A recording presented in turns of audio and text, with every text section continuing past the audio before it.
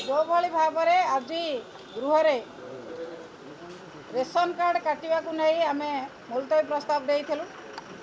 मंत्री जो भाव में विभ्रांतिकर तथ्य दौरान एपटे जिलापाल मानक लिखिदे जी 1,20,000 रु अधिका वार्षिक इनकम होउथिबो एवं जार गाड़ी थिबो जो परिवार जदि जने किए सरकारी चाकरी करिथिबो ये सब 7टी क्राइटेरिया जो देकी पठेइछन्ति रेशन कार्ड काटिया पाई किंतु हाउस रे ताको ठीक मानु नांती स्वीकार करू नांती एपटे कलेक्टर मान को दे देइछन्ति ये सब ग्राउंड रे तुम काट ये सरकार दोमुहा नीति की साधारण लोक बुझीगले।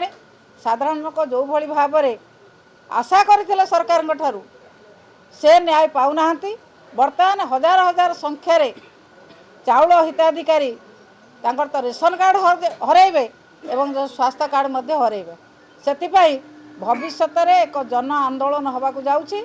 आपण माने समस्ते जानते रेशन कार्ड एवं स्वास्थ्य कार्ड लोकंकर केते आवश्यकता से आवश्यकता को पूरण न करी मंत्री महोदय आज खाली असत तथ्य गुड़िक गृह दे गृह को विभ्रांति करछन्ति एवं लोक को विभ्रांति करछन्ति।